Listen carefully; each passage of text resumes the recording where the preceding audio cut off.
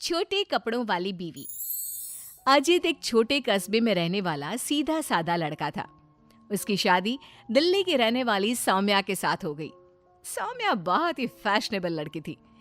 अजित की नौकरी छोटे कस्बे में होने के कारण सौम्या भी अजित के साथ छोटे शहर में रहने के लिए आ गई।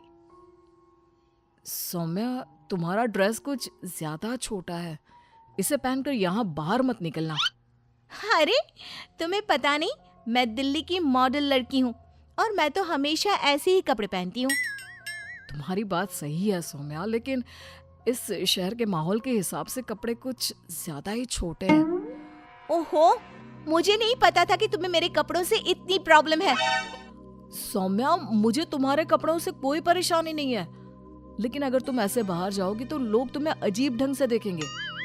अच्छा ठीक है, अब तुम ऑफिस जाओ, तुम्हारा ऑफिस जाने का वक्त हो गया है।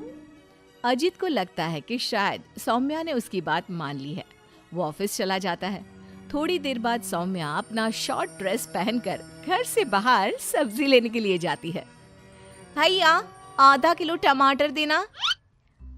मैडम जी, कहीं बाहर से आए लगते हो, पहली बार शहर में आई हो का? तुमसे क्या मतलब? और तुम मुझे ऐसे घूर घूर के क्यों देख रहे हो? अरे नहीं नहीं, ऐसी कोई बात नहीं है, बस आपके कपड़ों को देखकर लग नहीं रहा कि आप शहर की रहने वाली हैं। तुम अपने काम से काम रखो, मैं चाहे कुछ भी पहनूं, तुम्हें उससे क्या? सौम्या सब्जी लेकर अपने घर चली जाती है। शाम को अजित घर वापस आता है। सौम्या, कल मम्मी पापा आ रहे हैं। देखो, तुम ना उनके सामने साड़ी पहन कर रहना, वरना मम्मी बुरा मान जाएंगी। अरे यार, तुम भी ना जब देखो तब मेरे कपड़ों को लेकर परेशान रहते हो। अरे बस 2 दिन की तो बात है सौम्या, उसके बाद तो मम्मी पापा वापस घर चले जाएंगे। अच्छा ठीक है ठीक है। अगले दिन अजित ऑफिस चला जाता है और पीछे से सौम्या के सास ससुर घर पर आते हैं। लेकिन अजित के घर पर ना होने की वजह से सौम्या ने साड़ी नहीं पहनी थी और वही छोटे कपड़ों में वो अपनी सास के सामने आ जाती है। नमस्ते मम्मी जी, पापा जी, कैसे हैं आप? अरे मैं तो आंखें बंद कर लेता हूँ, ये बहू ने कैसे कपड़े पहने हुए हैं। राम राम राम राम राम। अरे बहू, तुमको जरा भी शर्म नहीं आती? अपने सास ससुर के सामने इतना छोटा ड्रेस पहनकर घूम रही हो। क्या अजित ने तुमको बताया नहीं कि हम लोग तुमसे मिलने आ रहे हैं? बताया तो था, लेकिन वो क्या है ना मम्मी जी, पापा जी, मुझे तो ऐसे ही कपड़े पहनने की आदत है। जरा मेरे साथ चल, मैं तुझे सिखाती हूँ कैसे कपड़े पहनते हैं। सौम्या की सास सौम्या का हाथ पकड़कर उसे कमरे में ले जाती है और उसकी शॉर्ट ड्रेस के ऊपर जबरदस्ती साड़ी पहना देती है। साड़ी पहनने के बाद सौम्या जैसे ही घर का काम करना शुरू करती है, बार बार जमीन पर गिर पड़ती है। हे भगवान, ये क्या मुसीबत है? ये 5 मीटर की साड़ी पहनकर काम करना मेरे लिए तो बहुत मुश्किल है। क्यों बहू, अब पता चला ना कैसे कपड़े पहनने चाहिए? तो मम्मी जी, आपके कहने का मतलब है कि आप लोगों के सामने मुझे साड़ी पहननी चाहिए? हाँ बहू, तुम्हारी सास के कहने का यही मतलब है। अब आगे से ध्यान रखना। शाम को जब अजीत ऑफिस से लौट कर आता है तो सौम्या को साड़ी में बेहाल देखकर उसे बहुत हंसी आती है। लेकिन अगली सुबह जब सौम्या सोकर उठती है तो उसके कपड़े देखकर अजीत और उसके माँ बाप का सर घूमने लगता है। अरे सौम्या, तुमने ये क्या पहना है? आपकी मम्मी ने साड़ी पहनने के लिए कहा था तो मैंने साड़ी पहन ली। लेकिन सौम्या, तुम्हारी साड़ी तो घुटनों तक ऊंची है, जैसे ये साड़ी ना हो कोई मिनी स्कर्ट हो। वो क्या है ना बेबी, तुम्हारी मम्मी ने मुझे सिर्फ साड़ी पहनने के लिए कहा था, उसकी लंबाई नहीं बताई थी। हे भगवान, ये कैसी बहू पल्ले पड़ी है? अरे ये क्या अजूबा बनकर घूम रही है? लगता है मुझे फिर से आंखें बंद करके ही रहना पड़ेगा। अरे पापा जी, आप एक बार आंखें बंद कर ही लीजिए, बार बार डायलॉग मारते रहते हैं। ये तुमने क्या हुलिया बना लिया है सौम्या?